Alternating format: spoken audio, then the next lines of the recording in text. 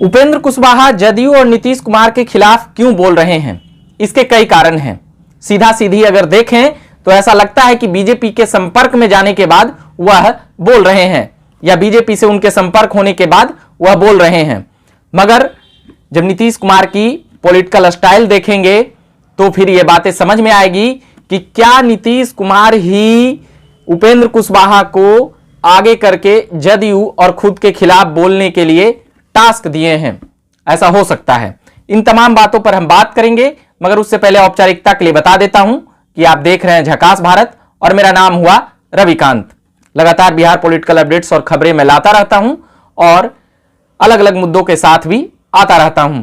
आप अगर देखना चाहते हैं बिहार के कई खबरों को तो झकास भारत चैनल को सब्सक्राइब करें और फेसबुक पेज पे देख रहे हो तो फॉलो करिएगा। ट्विटर पर देख रहे होंगे तो उसे फॉलो करिएगा, वहां से आपको खबरें प्राप्त होती रहेगी। अब मैं बात करूंगा बिहार में मची सियासी घमासान के बीच जो जदयू में खींचतान हो रहा है या हो गया है उसको लेकर। क्या उपेंद्र कुशवाहा एक अलग छलांग लगाने के लिए कदम आगे बढ़ा चुके हैं, यानी कि वो पहले जहां बीजेपी में थे, जहां से वह केंद्र में मंत्री भी बने और लोकसभा भी जीत कर गए, तो क्या अब उनको वह चीजें चाहिए? दिल्ली गए, बीजेपी के कई नेताओं के साथ मिलने की तस्वीरें वो खुद भी जारी किए और भी जो लोग गए वह भी जारी किए। यानी कि साफ मकसद था कि अभी बताना ही था कि हम बीजेपी से हमारी बातचीत चल रही है। उसके बाद की बातें वह पटना एयरपोर्ट पर आते आते दिल्ली से तमाम बातें सवालों के जवाबों में वह कह चुके थे। आज प्रेस कॉन्फ्रेंस में जिस प्रकार की उन्होंने बातें की उससे साफ हो गया कि वह जदयू के प्रति और नीतीश कुमार के कह सकते हैं कि एक लाभदायक बात कर रहे हैं। उनका साफ कहना था कि जिस प्रकार से जदयू आरजेडी में विलय होने वाली थी, मगर हमने उस पर अड़ंगा लगा दिया।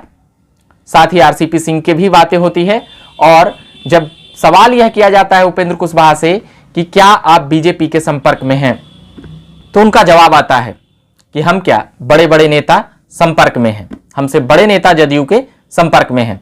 यानी कि उनसे बड़े नेता दो नेता हैं, नीतीश कुमार और ललन सिंह। अगर देखा जाए तो क्या ये दोनों संपर्क में हैं बीजेपी के? यह बातें उपेंद्र कुशवाहा ने कही। इसके बाद ये बातें नीतीश कुमार से पूछी गई तो नीतीश कुमार की तरफ से जवाब आया कि उपेंद्र कुशवाहा कई बार जा चुके हैं और आ चुके हैं। उपेंद्र कुशवाहा और नीतीश कुमार के बयानों को आप समझिएगा ध्यान से। वैसे नीतीश कुमार का पॉलिटिकल स्टाइल कुछ इस तरह रहा है।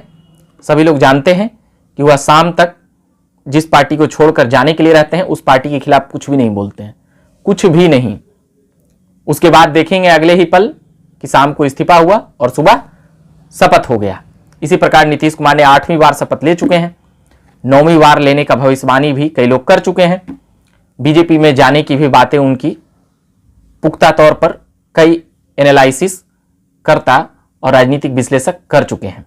मगर जो बातें हैं उपेंद्र कुशवाहा को लेकर, उपेंद्र कुशवाहा का कहना था कि 110 सीटों से 43 पर सीटें कैसे आई, यह नीतीश कुमार के लिए चिंतन करने का विषय है। बाकी जब वह तेजस्वी को 25 में मुख्यमंत्री के लिए बोले थे तब भी उपेंद्र कुशवाहा ने इस पर अपना कह सकते हैं कि विद्रोह जाहिर कर दिया। सीधे तौर पर कहें तो नीतीश कुमार के खिलाफ हो गए इस बात पर, और ऐसे करके वह जदयू के लोगों को कहीं ना कहीं एक जदयू में जो नाराजगी है, जदयू के लोगों में, जदयू के कार्यकर्ताओं में और जदयू के वोटरों में आरजेडी से जुड़ने के बाद वही नाराजगी आरजेडी में भी होगी। मगर जदयू में जो नाराज आरजेडी से गठबंधन पर हैं, उसका फेवरेट उपेंद्र कुशवाहा बन गए हैं। उपेंद्र कुशवाहा नीतीश कुमार के खिलाफ नहीं बोल रहे हैं, वह नीतीश कुमार के हित की बातें करके वह जदयू के लोगों को कहीं ना कहीं पसंदीदा चीजें बन गए हैं। जब ललन सिंह से भी ये बातें पूछी गई तो वो बोले कि ये उनका कहना है और ये क्या कुछ कहते रहते हैं, उस पर ज्यादा ध्यान देने की आवश्यकता नहीं है। जिनको जदयू छोड़कर जाना था वह जा चुके हैं, अभी वैसी कोई बातें नहीं है। मगर नीतीश कुमार ने सीधे कह सकते हैं कि उपेंद्र कुशवाहा को उनकी बातों से अगर समझे तो टाटा बाय बाय कह चुके हैं नीतीश कुमार।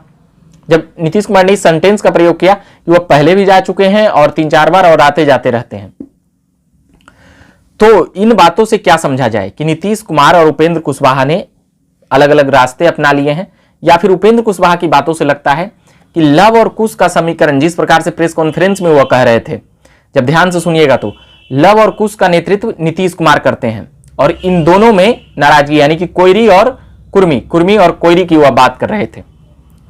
तो कुर्मी और कोयरी की जब बात कर रहे थे कि यानी कि दोनों का समर्थन नीतीश जी के पास है और ये दोनों को आरजेडी से गठबंधन अच्छा नहीं लगा है। साथ ही जदयू के भविष्य को लेकर उपेंद्र कुशवाहा ने जिस प्रकार बातें की है, तो इन बातों से भी साफ हो जाता है कि वह जदयू के खिलाफ नहीं थे। मगर इस पर एक प्रश्नवाचक चिन्ह लगता है कि क्या सुधाकर सिंह जिस प्रकार से जदयू पर हमलावर थे महागठबंधन में रहते हुए, उसी प्रकार से चार्ज किया गया है उपेंद्र कुशवाहा को? संभव है, ऐसा हो सकता है। वैसे उपेंद्र कुशवाहा का महागठबंधन में अब कह सकते हैं कि उनकी बातों से उनका कोई स्थान नहीं बन रहा है।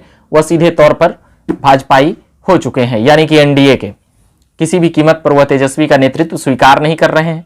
वह पहले भी जब 2025 में मुख्यमंत्री बनने की बात नीतीश कुमार कह रहे थे, तो सीधे तौर पर उपेंद्र कुशवाहा ही इसके खिलाफ बोलते हुए जदयू में नजर आए। ये महत्वपूर्ण बातें थी उपेंद्र कुशवाहा के प्रेस कॉन्फ्रेंस की। आरसीपी सिंह की भी बातें हुई, उस पर भी कहना था कि आरसीपी सिंह के जाने के बाद पार्टी कमजोर हुई है और वह रहते तो और मजबूत होती। आरसीपी सिंह के भी लोगों का और आरसीपी सिंह का खुद का बयान आते रहता है लगातार नीतीश कुमार और ललन सिंह के प्रति के लिए। तो ये बातें थी। क्या उपेंद्र कुशवाहा नीतीश कुमार को भी साथ ले जाएंगे भाजपा में? क्योंकि नीतीश कुमार का ये पॉलिटिकल स्टाइल रहा है, समझिएगा। जिस प्रकार से भाजपा में जाने के लिए अशोक चौधरी और संजय झा को वह कहते हुए नजर आते थे कि भाजपा में ये दोनों लेके गए थे, तो उनको आरजेडी के साथ उनको कौन ले गए महागठबंधन में? विजेंद्र यादव और ललन सिंह का नाम उन्होंने मंच से खुलेआम लिया। यानी कि वह खुद पे कोई ठीकरा नहीं फोड़ते हैं, नीतीश कुमार खुद पे कोई ठीकरा नहीं फोड़ते हैं, ये बातें भी साफ है। तो अब अगर उन्हें कोई भाजपा में ले जाएगा तो वह नाम आएगा उपेंद्र कुशवाहा का, जैसा पॉलिटिकल बयानों से लग रहा है। पॉलिटिक्स में जो बयान सीधा सीधी दी जा रही है, क्या वह बयान उनकी है या किसी और की, ये बातें बड़ा गंभीर मामला है। क्योंकि सुधाकर सिंह ने जिस प्रकार बयानबाजी की थी, क्या उसके काट के लिए उपेंद्र कुशवाहा को इस्तेमाल किया जा रहा है? ये भी बातें हैं। वैसे उपेंद्र कुशवाहा बागी ही नहीं हो चुके हैं, अब उनका भाजपा से पूरी तरह से डील पक्की है और भी जदयू के विधायक और सांसद नाराज जो चल रहे थे, उनकी भी कह सकते हैं कि कहीं ना कहीं छटपटाहट अब बढ़ेगी। वह आगे की खबरों में हम देखेंगे कि और कौन कौन विधायक और सांसद हो सकते हैं। शीर्ष नेताओं का नाम उपेंद्र कुशवाहा ने लिया था। इसको लेकर अगली बार हम खबरें ला रहे हैं। आप बने रहिए झकास भारत पर। बिहार पॉलिटिकल अपडेट्स और देश की राजनीति पर भी हम लगातार खबरें लाते रहते हैं। मेरा नाम रविकांत हुआ।